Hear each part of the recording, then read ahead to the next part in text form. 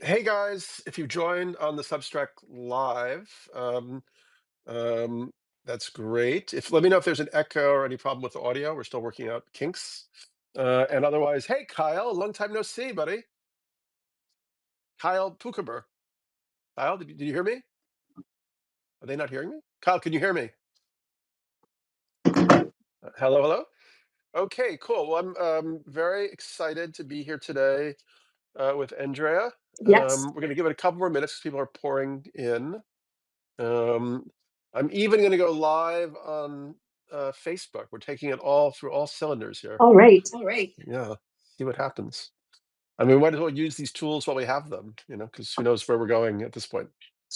Um, so yeah, Andrea, I was following your work. So you're no longer partnered with Sarah, is that No, correct? she left about a year ago to go focus on her Substack, and I'm brand new as of today to Substack. Okay, cool.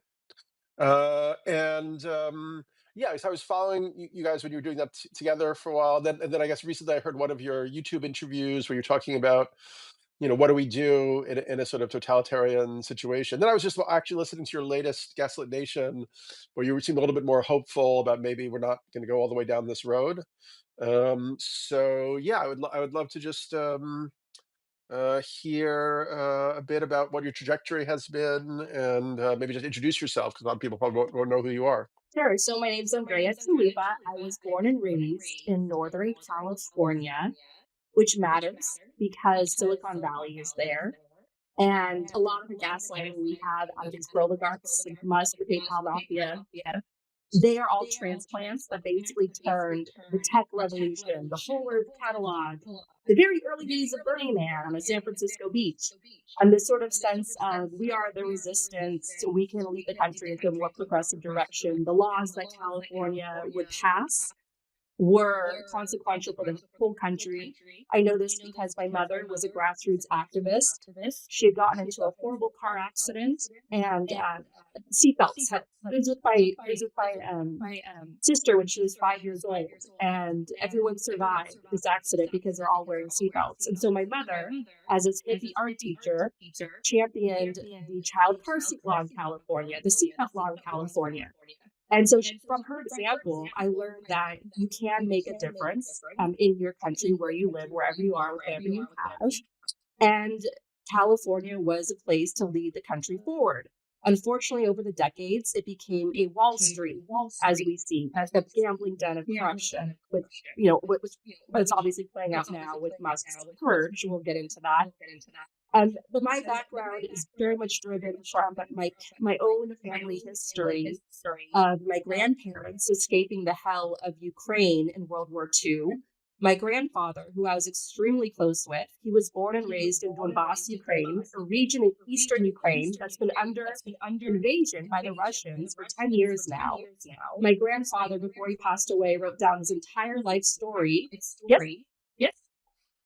I think you need to fix your phone. I think it's not seeing you anymore. Oh, okay. How's this? Yeah. I'm brand new to Substack, guys. I'm a Patreon person. But my grandfather wrote down his entire life story on a Ukrainian typewriter and gave it to me before he passed. And when I grew up, I studied Soviet history at college. I lived in Ukraine for several months, and I had his memoir translated into English. And when I was reading it, I was getting this incredible story of survival. Basically, all the events that George Orwell allegorizes in Animal Farm, the Bolshevik Revolution, Stalin's purges, the famine that mass murdered millions, predominantly in Ukraine. My grandfather lived through those events, barely survived those events.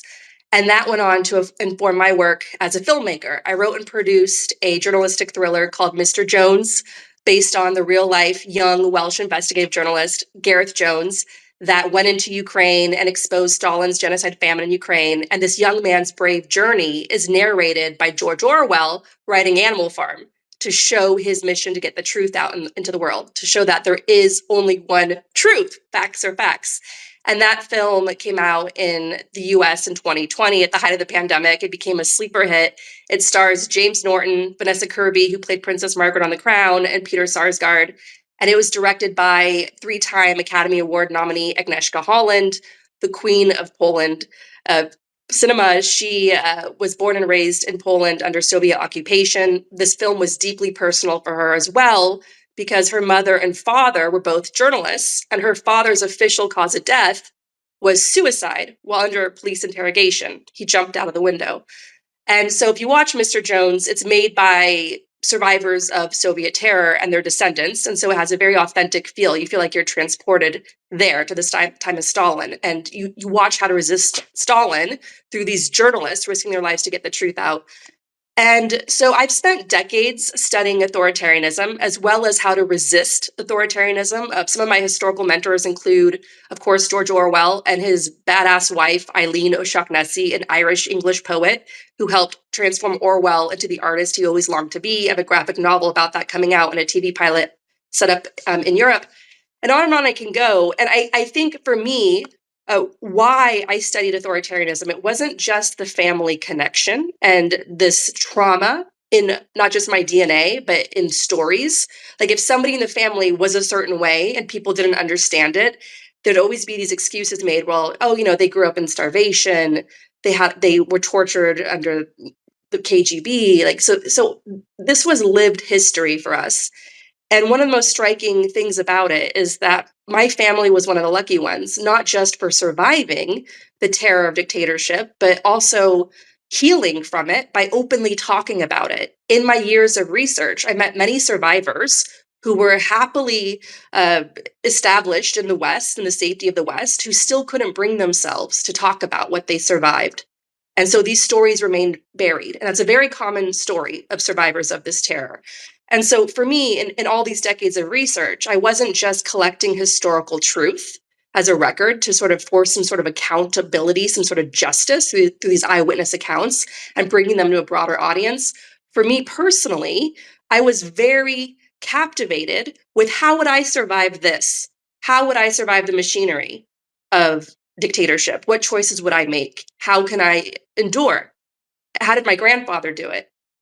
And so from that, I was able to sort of develop X-ray vision. In 2016, I was very early in calling out that Trump was going to be authoritarian, a dictator, that he was being helped by Russia. I got a lot of hit pieces for that. I was very early in saying Robert Mueller will not save us. I was very early in saying there's going to be a violent coup on January 6th. Gaslit Nation announced a pre-coup special. We said, come back on the show after the coup. We'll process this tragedy together that could have been perfectly avoided because all the coup plotting was done in the open. And that X-ray vision came from, of course, studying history. And in terms of my work, I had hit pieces not just from people across the American media who thought I was being hysterical alarmist, but I, of course, had hit pieces from the Kremlin itself. Putin's Sean Hannity basically ran some story calling me like Ukrainian Illuminati, and I got messages from Russians when that came out, harassing messages. And so I had a lot of harassment. I've had death threats. I've had weird things happen over the years. I've had to cancel trips for my own security. I've had horrible things happen to friends and family over the years. I've had a lot of what would be called, considered breaking points. And I think I've become pretty resilient in how to keep going, no matter how dark it gets, and how to stay grounded, no matter how dark it gets. And I want to just tell all of you who came in today that we have to accept the fact that this is what it looks like. You have to believe your eyes and your ears. You have to be inner-led. You have to trust yourself first and foremost. If this doesn't feel right, it's not right. And however you voted or not voted in the 2024 election, however you feel about the big debates of the 2024 election, the reality is, as we know from history, as we know from Shakespeare's plays, that absolute power corrupts absolutely. And the amount of power that the world's richest man has, and the utter lack of oversight, and the several laws that we know for a fact that have been broken so far in what Musk is doing with his all-out purge and attack on the US government, that's all illegal. That is by any definition a coup. Authoritarian experts like Ruth Ben-Ghiat, who I had on my show, Gaslit Nation, she said, this is a coup. This is a coup. And it's very much a coup. And it's very surreal that we're carrying on and living our lives while this coup is going on. But that's also how dictatorship works. Under Hitler, life carried on until it didn't for you personally, until you were arrested, you were turned in, until you had your business burned to the ground. And so I think the normalcy of it startles people because they think, well, this is a dictatorship. Why aren't they at my door arresting me? Well, they already are doing that in states like Georgia to activists who are trying to take on overreach by the government, like Cop City and so on. So they're already doing that in these red states, so-called red states, Republican hostage states. And so first and foremost, believe your eyes and ears and check in with yourself. The second thing I would say, what has sustained me all this time, which is necessary, and when I don't do it, everyone's worse for it around me, is I do a daily spiritual practice. Even if it's a few minutes, I check in with myself. I check in with my higher mind. My father is a neuroscientist. I grew up around scientists. And one thing my father as a neuroscientist told me, we as humans are just at the very, very start of understanding the full power of the mind. What we know is so little compared to what we don't know. And so I'm very fascinated with mind sciences and the power of intuition, the power of developing our higher mind. And so I work on that every day as much as I can. I pay attention to my dreams. I pay attention to how I'm feeling. I've had some extraordinary experiences personally around this, completely sober. And so I very much believe in cultivating your inner light, your inner power, your higher mind. I think that is essential, not just for your own self-care, but for our collective self-care. The third thing is, this is very overwhelming, and it's deliberately overwhelming. And I hate to say this to you because you might not have thought of this yet, but get ready for this fact. Maybe you already are processing this, but we're just at the start. And this is the quiet before the storm, because what's happening next? All of these totally unqualified, in some case criminal, conflict of interest cabinet picks are going to settle into their roles, and they're going to get to work doing what they were put in power to do. And that is carry out their war on all that we've, all that we've known, all that we've held dear. So we're in a time of, I don't even want to call it rapid disruption because that gives it some gleam of authority and makes it seem cool and welcomed. But they're basically taking their conspiratorial worldview and their disinformation and their war on facts, and they're going to wage that across every single branch of the government, services large and small. And when that happens, that's going to be a new era of destabilization, even worse than what we're going through right now. And so what every single one of us needs to do is be honest with yourselves on who you are, what you enjoy to do. Like, why did you feel as a child that you were put on this earth? This isn't like a feel-good exercise. This is literally what sustains me in my work. And you have to go in to your private core self and say, this is honestly who I am as a human being. This is what I enjoy to do. This is how I shine. This is how I thrive. Because whatever that is, we need that from you in this moment. And that is how you're going to contribute to our larger struggle to protect ourselves. And if you're not connected to your inner light, you're going to burn out. You're going to burn out and you're going to have a hard time doing this essential, urgent work because it's all hands on deck. Everyone needs to contribute. It's like brushing your damn teeth. It's like feeding yourself, right? It's eating breakfast. Like everyone needs to contribute to the larger collective struggle of slowing these guys down, calling them out, sticking to the facts. There's only one truth. There's only one set of facts. And we all have to stand up for the truth. The Constitution matters. Just because they're acting like it doesn't, it still matters. We still throw that in their faces. And we show up in their physical spaces. Now, in terms of where your inner light comes in, if you're an artist, if you're a creative, if you are a musician, if you are a good speaker, if you are something that has no problem performing, you need to get out there and perform, put on a concert outside these buildings where they are destroying our government. I'll give you a very concrete example of this. I studied very closely Euromaidan, Ukraine's revolution of dignity in 2013, 2014.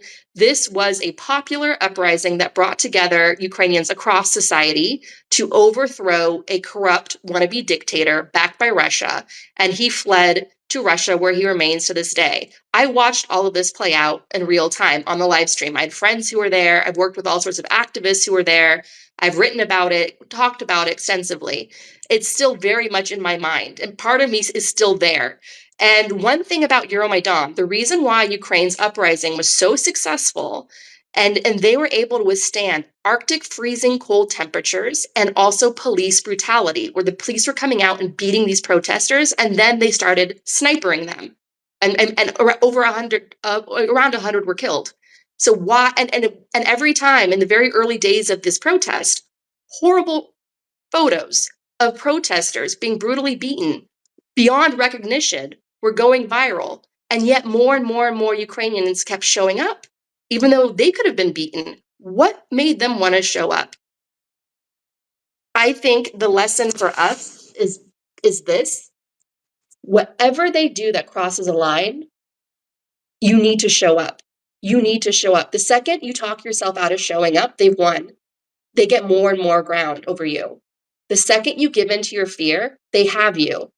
And if you want to troll them back, because they're master trolls, that's really what they are. That's why Elon had to buy Twitter. Be courageous. That will weaken them. And that will also strengthen our collective courage. However they cross the line, you need to show up. You cannot curl up in a ball. You need to show up. And the other thing, back to the inner light, Ukraine's Euromaidan fundamentally was an art festival. What kept these people in the streets was, yes, of course, their collective struggle against corruption and oligarchy, but it was also the artists that were putting on performances, the musicians, the musicians that were finding each other and putting on performances, the libraries that they built. It was an art festival. So for all the artists out there, all the creatives out there, all the performers out there, put on art festivals as protests. You don't need, if you don't expect a lot of people, you don't need to go through the whole permitting. The permitting is for like a crew of 50,000. If yours ends up growing bigger, then get a permit. But just go out there and do something creative. And so that's what I want to tell you is like those are the three things. Get a daily spiritual practice, because that will help you own your power and remind yourself how powerful you are and how infinite your higher mind is, and how all of us have to be humble to that and led by that now more than ever, and really trust our eyes and our ears and our intuition and develop that power every day with this spiritual practice to help us stay grounded in this chaos. Number 2, leverage the power of your inner light to find creative ways to contribute to what's going on, meaningful ways. And number 3, no matter how dark it gets, do not surrender. You need to show up. You need to show up. Every time they tried to block me with harassment, death threats, hit pieces, on and on it went, I redoubled my efforts. So every time they try to terrorize you, that is your invitation for building world domination for the common good. You need to redouble your efforts and say, oh, you're going to intimidate me? You're going to try to silence me? Well, this is what I plan to do, to not just get back at you, but own my power and shine my power out there. This may all sound very feel good, but this is literally what has driven my work for decades.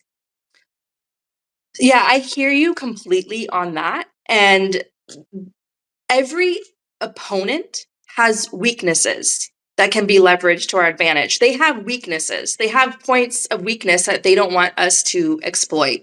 And one of the weaknesses is that we keep showing up no matter what, because that bravery spreads. And it directly confronts their illegitimacy. All dictators and wannabe dictators fear illegitimacy. Even Putin will go out of his way to file all the paperwork, get the Russian parliament together to formally, officially change the constitution so he can stay in power. Why doesn't he just stay in power? Why does he bother with the bureaucracy? Because every single dictator craves legitimacy. Even though these guys are taking everything by force, even though they're influenced by Curtis Yarvin, who's like a fascist guru saying, take it all by force, defy the courts, do whatever you want, live like kings, right? But if we continue to show up, we're showing each other and we're showing the world that they're illegitimate. Like, they're not legitimate. We're confronting their crimes, and that's what they fear, and that's what they hate most. And one concern I have about Americans, I'm watching the people in the country of Georgia rise up night after night against this level of brutality. There's a Russian-backed oligarch government in Georgia that is trying to force the country of Georgia to become more and more like Russia. And the Georgian people, night after night, are going to the streets in the bitter cold, protesting this. They've been doing this for weeks. Some of them are getting brutalized, but they keep showing up. So they're up against that same police state, that same tech-driven surveillance, that same Russian mindset. We'll beat you and terrorize you. We'll ransack your home. That's what they're doing to some of the organizers in Georgia. And so Georgians are doing that because they have no choice. No one is coming to their rescue. They know what it was like during the Soviet era to live under Moscow oppression. They don't want to go back to that. Those stories are in their families. So they're putting their lives on the line and fighting back. My concern about Americans is that we've been the empire for so long, and we've gotten fat and soft and coddled for so long that we might be more like the Russians, where the Russians will show up to protests, and as soon as the batons come out and the police start beating and arresting people, they go home and that's it. And they go back into hiding. And then they take several years to regroup and come up with some creative way to fight back.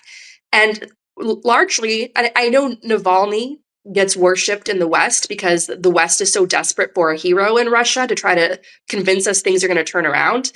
But really, the real heroes got killed early in Russia. Like the journalists, Boris Nemtsov, like a true opposition leader, very handsome, charismatic, very pro-Ukraine, honorary Ukrainian. They got killed early. The good ones died young. And Navalny was sort of, far right, chauvinistic, and so like very problematic. But who else was left? Who else was brave enough to stand up?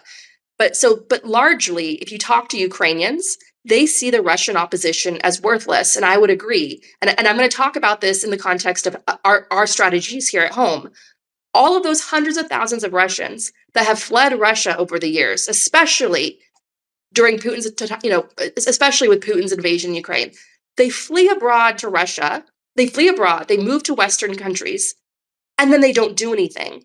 They don't start their own organizations. They don't partner with Ukrainian, Polish, Georgian groups. They go into hiding. They don't do anything, and they're largely worthless. That is the overwhelming assessment of Ukrainians when it comes to the Russian opposition, and that's important for people to understand. And taking this nihilistic attitude, it doesn't matter what we do, the state is all powerful, they'll beat us, they'll kill us, they'll spy on us, they'll destroy our homes, our livelihood. That fatalistic outlook is worthless, and it endangers everyone. It endangers the whole planet, as we saw, because the Russians did the bare minimum. If you look at what Ukrainians have done, for instance, right, to overthrow not just one bad president. The Ukrainians have had two popular uprisings against the same guy, Yanukovych, right? They kept going and they kept going, they kept going. They never said to themselves, not this again. They kept going. Russians allowed themselves to get too comfortable and hide.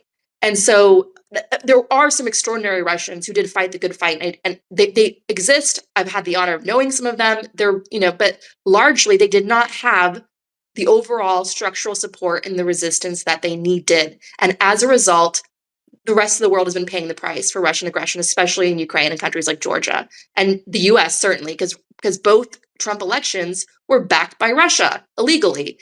And so we cannot be like that. So what you're describing to me sounds like a Russian mindset and of like giving into fear and nihilism. I'm just going to keep my head down and live my life.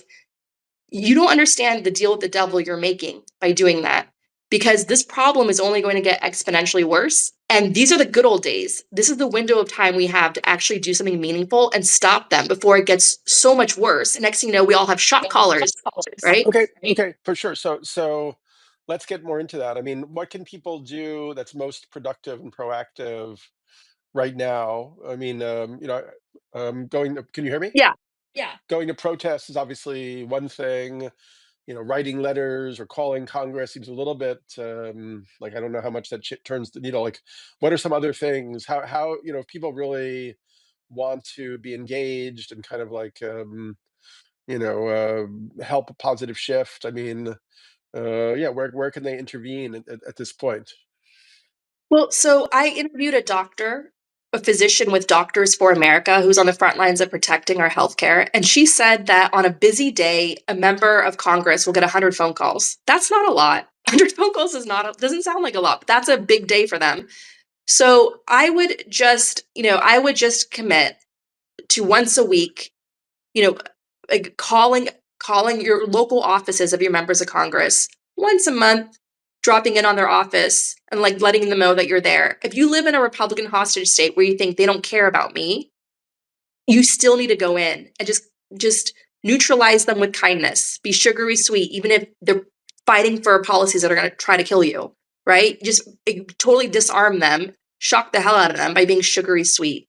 You'd be amazed how that really like turns things around in your favor. And like suddenly you have the advantage in the energy shift in the room.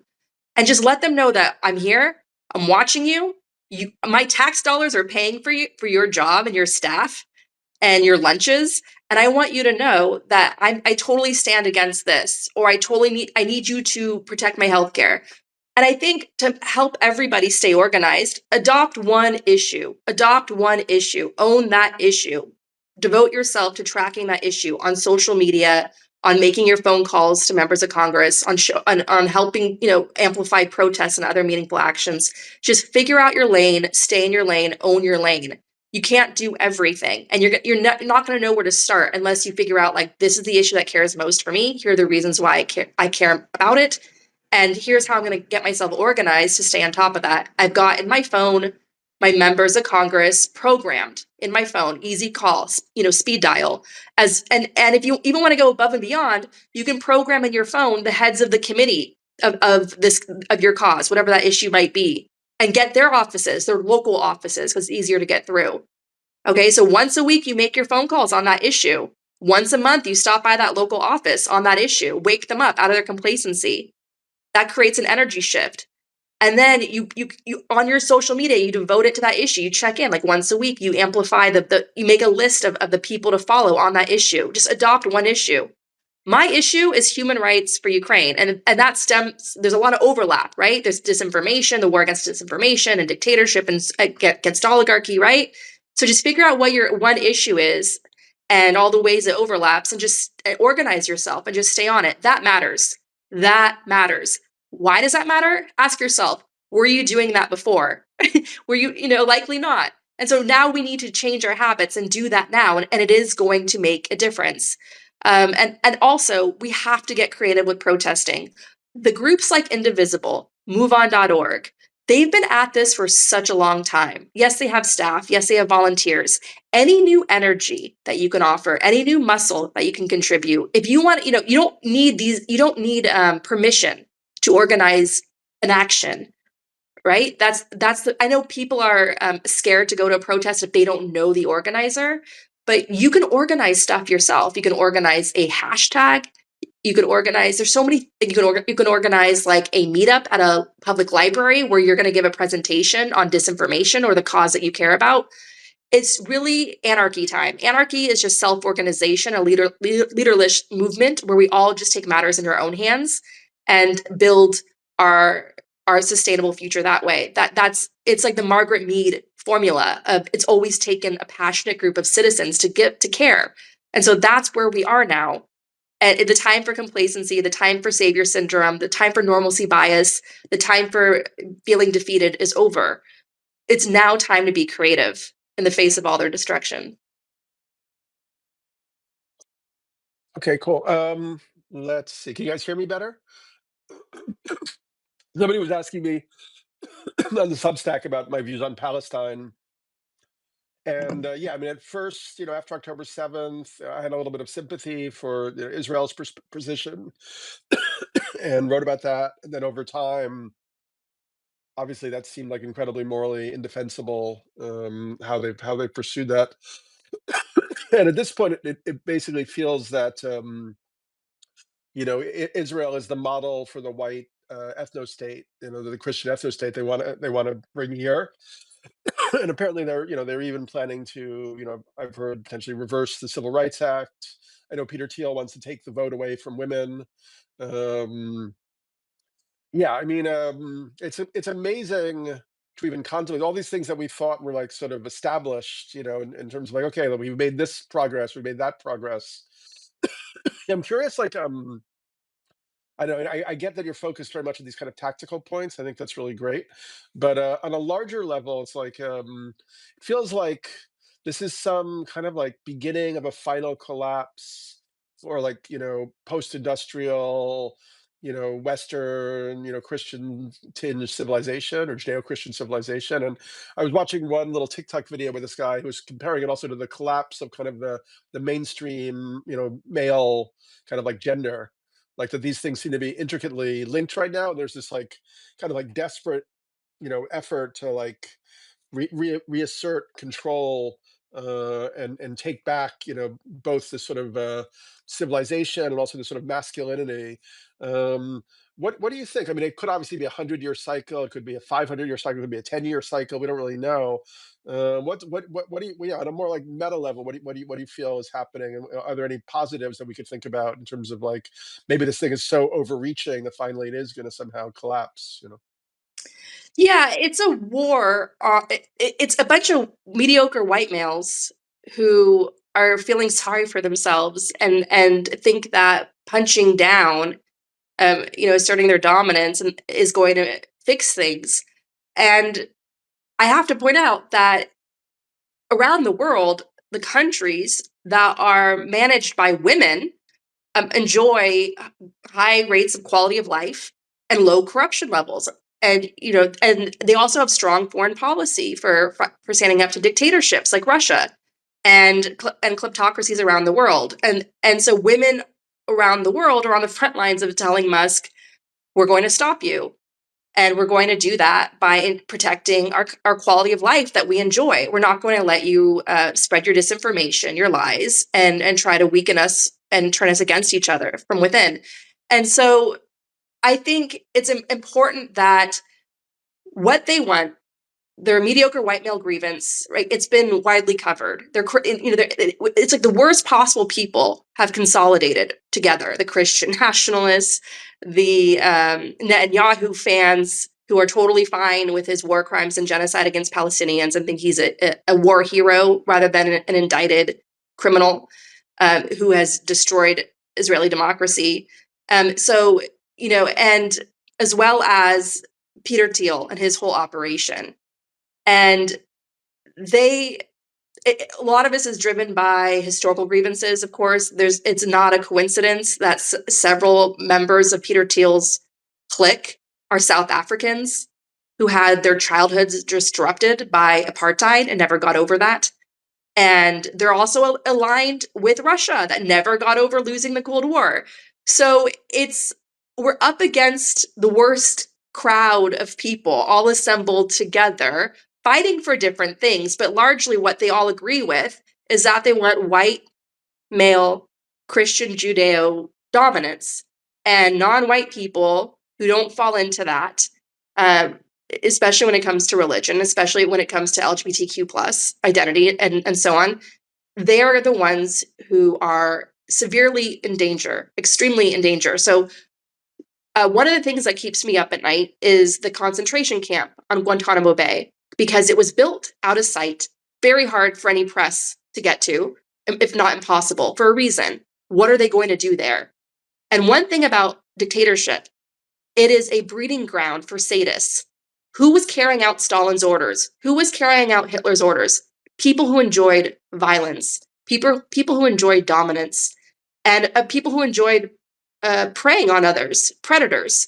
So that Guantanamo Bay concentration camp is going to be a hotbed of predators overseeing vulnerable people. There's going to be sexual abuse, including of children. And so where is that QAnon cult when you need them to put a stop to that, right? Because it was fake. It was a disinformation weapon to begin with, to drive a wedge between people and to terrorize them into acting against their own interests. Voting against Democrats. I'm not saying Democrats are perfect, but they at least are giving us a fighting chance. And so, yes, this is very apocalyptic. The climate crisis is coming. What's going to happen in the future of the planet? What is their solution? They're going to build their billionaire bunkers, put us in shock collars to control us, build their AI surveillance state and watch our every move. You can't hold a job. You can't get food without obeying, right? Like all the ways they're going to control our bodies and try to control our minds. And so the answer to that is extremely important. And this, again, is not a feel-good exercise. The answer to that is tenacious empathy, understanding that our power comes from allowing ourselves to be ourselves. Trans people exist. They've existed throughout history. Let them exist in peace. Let them express themselves in peace. And, for one thing, women exist. Women are across the spectrum in terms of their identity, their interests, their passions, their little weirdo kinks, right? Women are women. Let them be like however they want to be.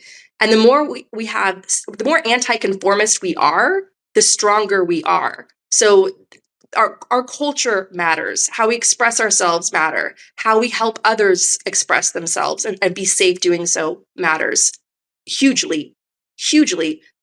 The CIA knew that. Do you need to pause me? Because I was going to just go into a quick anecdote.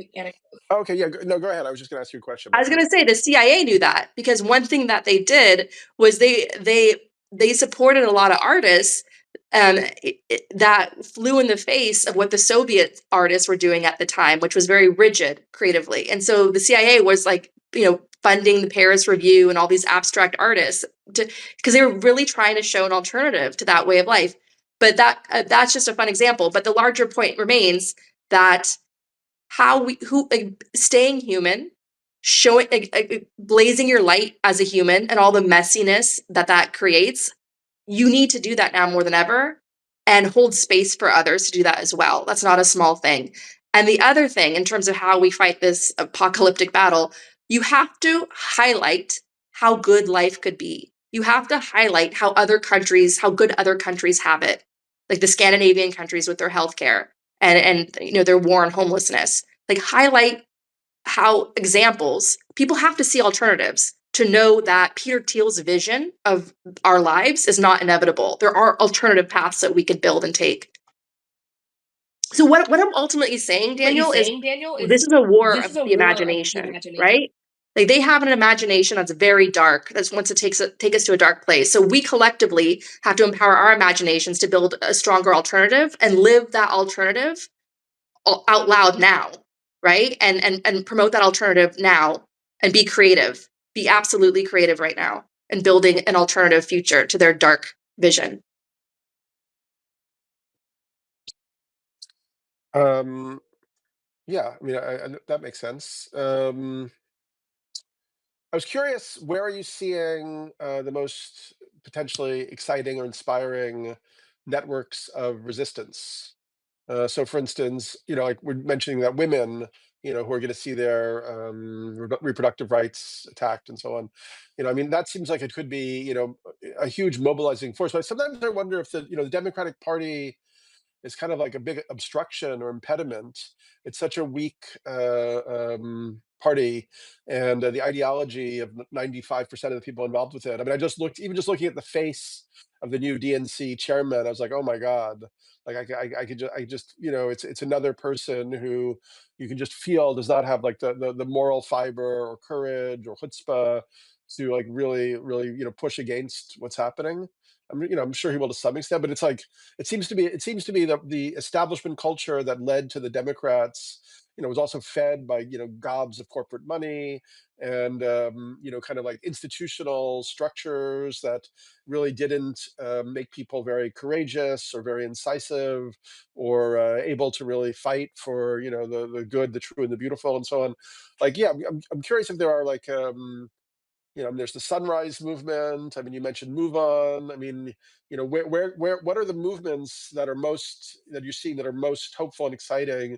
And particularly, I'm wondering, is there anything, female focused, female led that is picking up steam? So I don't see why there isn't like 50 million women, coming together or more in like some huge organization right now. Well, I love this question. So I've been at this for a very long time. As I mentioned, my mom was an activist. She used to change my diapers on a senator's desk in California State Capitol. My first job out of college, I was a community organizer trying to save the world from a second term of George W. Bush. We lost. We won in our state. I was based in the battleground state, the swing state of Oregon, in 2004. But we obviously lost that election. It was a very dark time for us after that.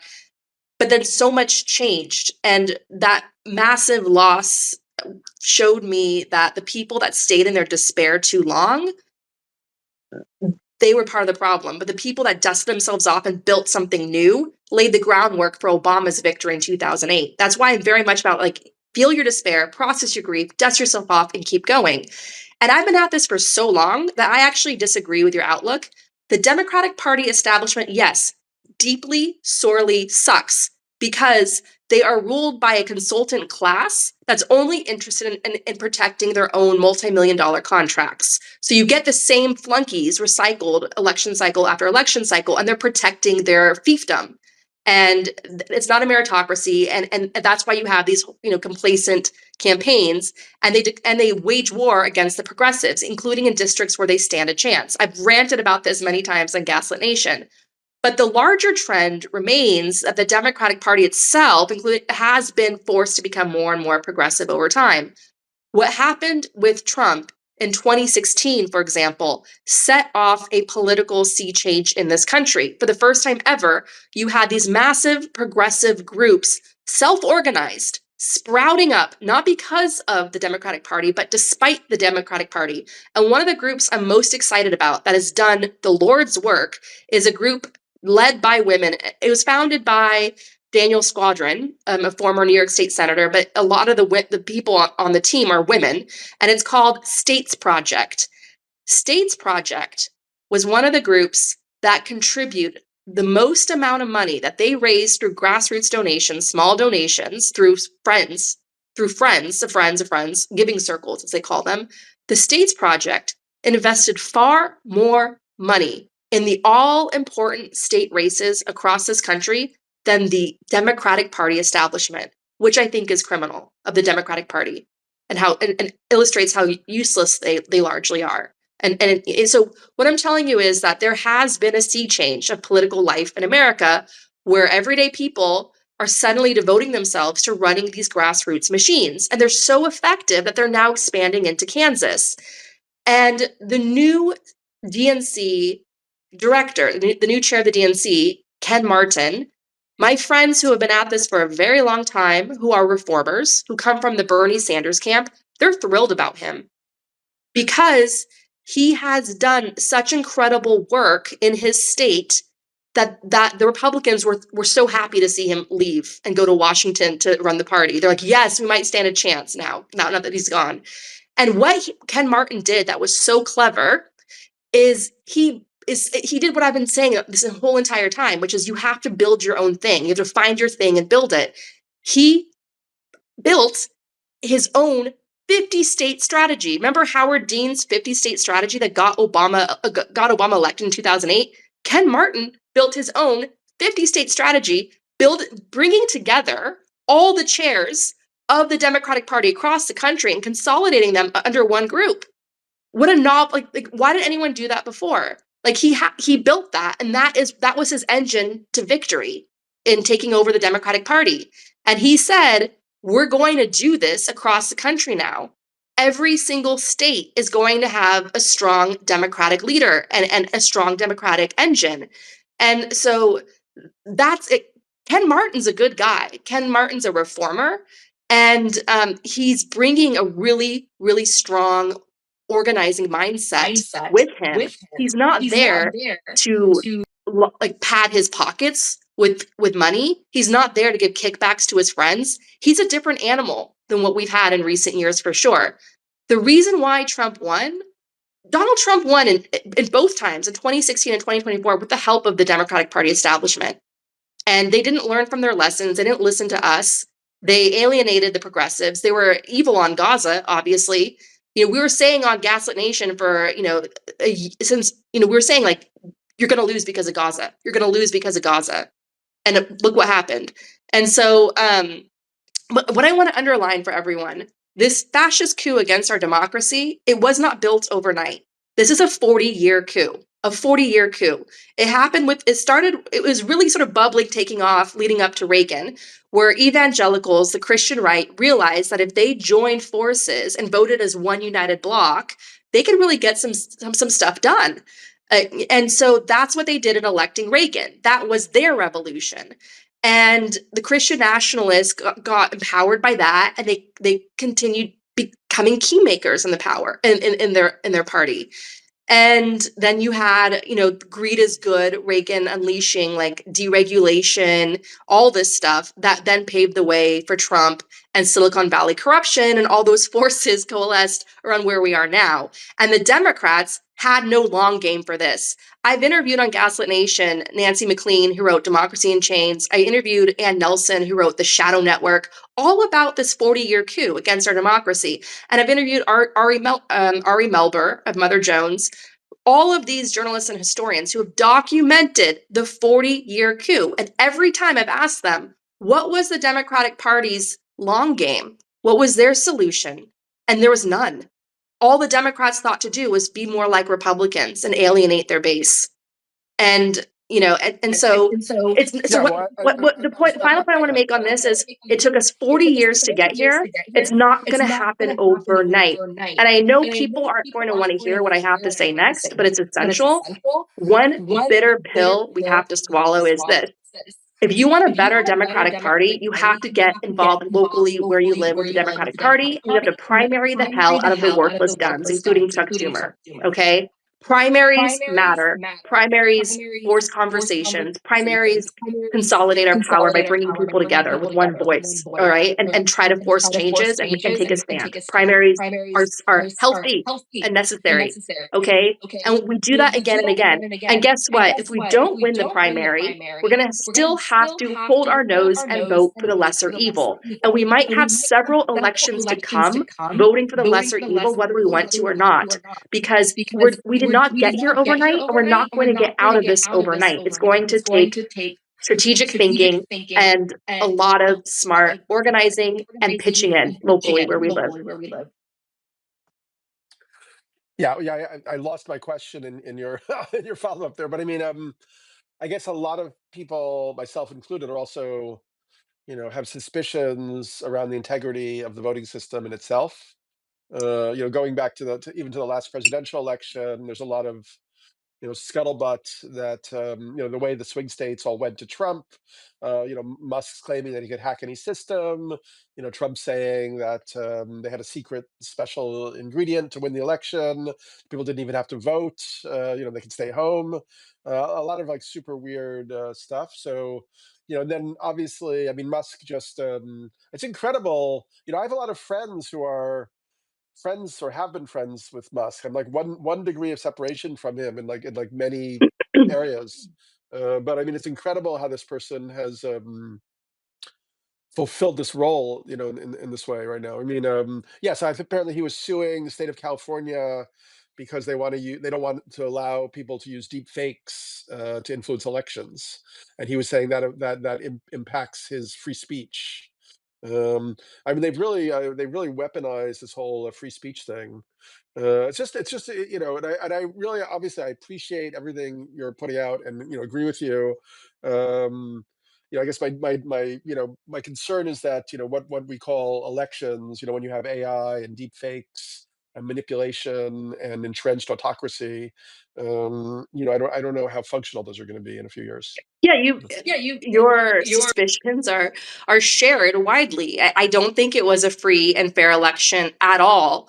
Just given the gerrymandering, the United Nations ran a report on America's gerrymandering crisis, and the mainstream media talks about these elections without even bothering to provide that context. When they talk about who's most likely to win the House, they turn it into shallow horse race politics, leaving out the important central fact that the Republicans have an unfair advantage because of gerrymandering. Like, that's absurd. And we're one of one of the few, if not the only industrialized nation to have that. And then you have the voter ID laws, which make it harder for people to vote. And then you have polling places being shut down, including on college campuses, which were targeted. And then you have rampant disinformation. They own all of the disinformation machines on such a Russian level, right? It's like they're creating a Russian zombie army here. They're rivaling what Putin and his KGB dictatorship have established in America. It's really it's very extreme, and it's a product of Citizens United and John Roberts, with that decision. Do you see the possibility for? I mean, we saw with the H-1B1 visa kerfluffle that some of the MAGA base began to realize that these tech feudalist overlords are really about a different thing than what sort of the Bannon kind of wing of the MAGA movement was aiming for. That they don't really give a hell, they don't care about American workers. They're happy to like have indentured serfs from other countries come and fill the jobs and so on. Do you think there's a possibility for deepening a schism within the MAGA base? 100%. I think the danger is that, look, even in Russia, where they're brainwashed, where all the news is just brainwashing, like what we have on Twitter now. right? Where it's when you go to Twitter, you see all of these MAGA people defending what Musk is doing. Oh, he's making it run more efficiently like a business. And they're so convinced of this. But even in Russia, there are people that are forced to wake up to the brutal reality of having their children killed in Ukraine. So reality will catch up to people and radicalize them eventually. But right now they're stuck in a prison of disinformation, which is very scary because that's what led Russia down its totalitarian path. And I think if you want to adopt an issue, if you don't know where to start, the good news is states control elections. Homeland Security does not. Obviously, Trump's regime could be like, Homeland Security now controls how you vote. Absolutely. But states take a lot of pride and they're very defensive in saying we control how we vote. So make sure your state votes with paper ballots and does automatic audits and is as transparent as possible with how they vote and the vote outcome, and making sure that everything was valid. Because everything you listed about Musk and Donald Trump, even I think at the inauguration, saying something about Trump and the tallies, extremely troubling. Election security, protecting the integrity of the vote, is paramount. That's an issue that I'm going to adopt. If you want to know what I'm adopting to get through this, election security, first and foremost. We need to have free, fair, open elections. And I know everything I'm saying. I want to just say, if people think I sound very rosy or whatever, I want to tell you a quick little story. I had zero Hollywood connections. I would break out in a sweat, the thought of, asking people for money. I raised $10 million to produce my very, very first screenplay. And I had to do it in an industry that is openly misogynistic during a time of Harvey Weinstein, right? And I found a team, I built a team, I learned how to write a script, I learned how to ask for money, I learned all of it. And I produced a $10 million production that, had amazing actors, amazing crew, cast, everything, and traveled around the world, had its world premiere at one of the top film festivals in the world. It won awards, all that stuff. If you told little old me back in college or high school that I was going to do all that, I would be terrified out of my mind. What do you mean? How am I going to do all that? So this optimism, this defiant optimism you're hearing from me is my lived experience, okay? So I had to say to myself, I have so much against me. Here's everything I have working against me. I was very clear-eyed about what was working against me. I had a male agent in Hollywood that refused to talk to me directly. I had to talk to him through one of my male coworkers on our production because he refused to talk to me. And my male coworker was so embarrassed by this and felt so sorry, even though it wasn't his fault. That's the kind of bullshit I had to deal with in making my film. And so what I'm telling you is I made a list of all the dark forces working against me. And then I made a list of all my God-given talents and gifts. And I focused on those. And I said, where do I have power? Where do I have agency? And I focused on that bit by bit. And when I got knocked down, I got pissed off about it. I cried in the shower, and then I dusted myself off, and I kept going and going and going and going. And I chipped away at them until I won. And that's what we need to do now. Every single one of us. Okay. And so find your issue. My issue is election security. Join me on that. I'm going to be covering that in Gaslit Nation. We need to have free and fair elections. That's the end game here, is protecting our free and fair elections. And we need to join forces with our democratic-minded allies around the world and call for our friends in Canada and the EU to sanction Peter Thiel, sanction Elon Musk, pass sanctions on these guys. Don't let them push them out if you need to. You know what I mean? We're going to get through this. We have to just stay in conversation and stay organized and be united. Somebody asked about what's the chance that California secedes. I'm Californian. I know exactly the frustration that they're feeling. They're the fifth largest economy in the world, and yet they're being bullied by this regime where Trump is saying, we're not going to give you fire aid unless you pass voter ID law. Californians are totally against that. And so if you're California, you're thinking, you know what? Why are we subsidizing all of these these poor Republican hostage states like Mississippi, Louisiana, that have the lowest quality of life rates in the entire country. And so I do worry about California breaking away from the rest of the union. Can you still hear me? Yes, everybody can definitely hear you now. Okay, I want to finish the point on California. If states like California want to have a referendum to Brexit out of the union, they are exchanging problems for all new problems. They're going to have to create a military. They're going to have to create a foreign office. They're going to have to create like their own CIA. Why? Because you had, for example, a Chinese factory that was building weapons in California, right? Which illegally or whatever, and it got caught.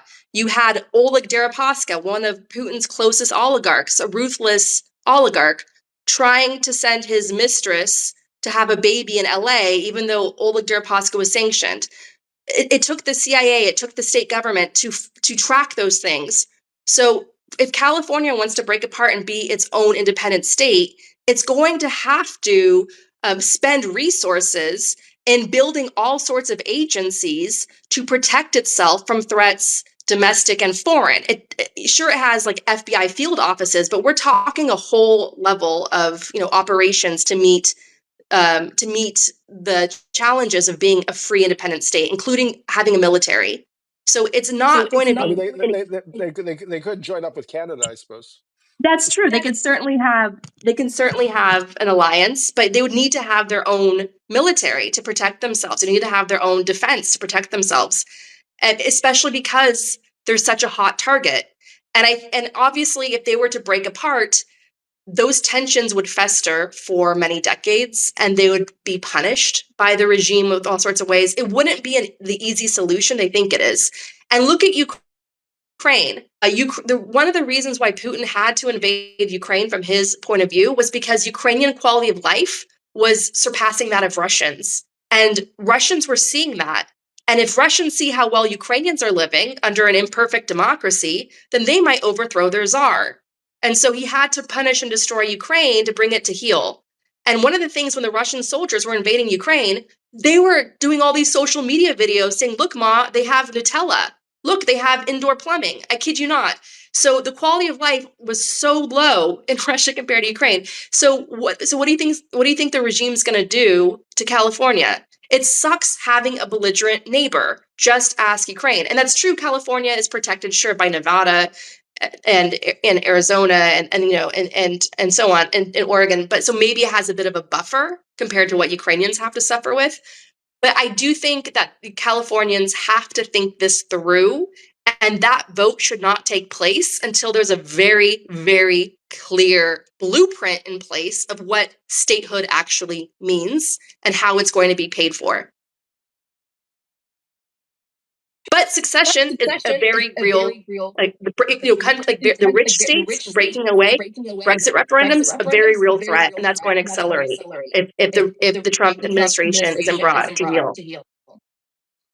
Right. I mean, yeah. I mean, I want to wind up fairly soon, but I did want to say that I feel like this. I don't know if you've gotten into Elon Musk's past at all, but his grandfather Oh was yeah. part of this.